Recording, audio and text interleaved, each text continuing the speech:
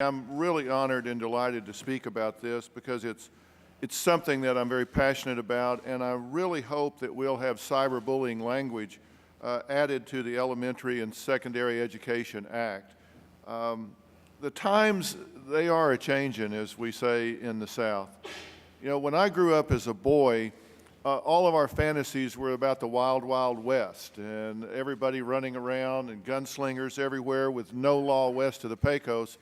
Now we're dealing with the wild, wild web, and the gunslingers are keyboard bullies. They are these people that can, with anonymity, attack other students in a way that can completely destroy their reputations. And it's something that has changed, and we have to change with it. In the past, you know, the bully had size, they had words, they could intimidate someone at school.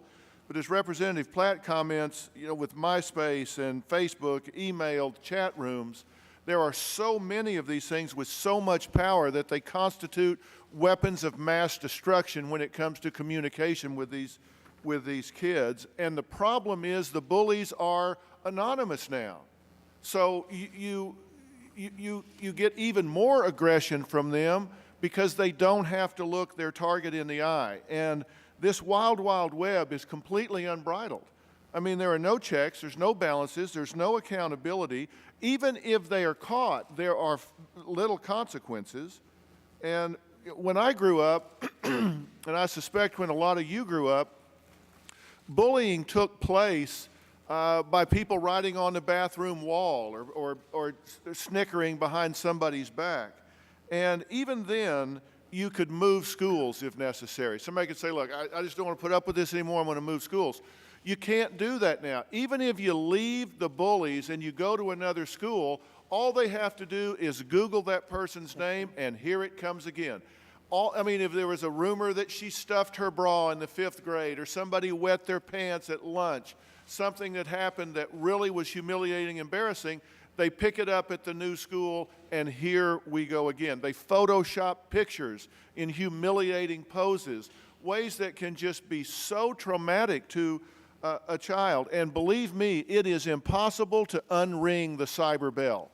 You cannot unring that bell. Once it's out there, it is out there, and children that have been impacted by cyberbullying are 1.9 times more likely to attempt suicide than the general population. You know, we've seen it.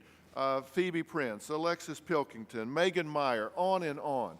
I get tens of thousands of letters at the Dr. Phil show of kids asking for help about this. It is a serious crisis. 42% of kids say they've been bullied on the internet. 35% say they have actually been threatened. And it's more for minorities, gays, and particularly girls. This is an epidemic, and the problem is there's no place to hide. You know, used to, at least when the child got home, they would be around people that loved them, cared for them, and they would be safe at home.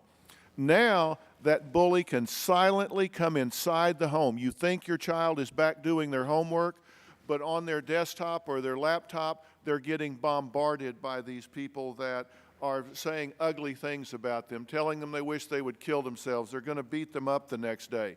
Isolation is the #1 tool of an abuser. And you can never be more isolated than when someone is cyberbullying you and you alone with that screen are looking at everything that's being said. And children won't talk to their parents about this. They feel shame, they feel embarrassment. They don't want to tell mom and dad, hey, that people don't like me. So parents don't necessarily know it. 85% of the time, this goes completely unabated because there's no official crime. We have to give educators, administrators, teachers the tools that they need to prevent this, to intervene once it happens, to break the pattern, and both the bullies and the targets need counseling. The bullies don't understand the gravity of what they're doing. They just simply don't get that.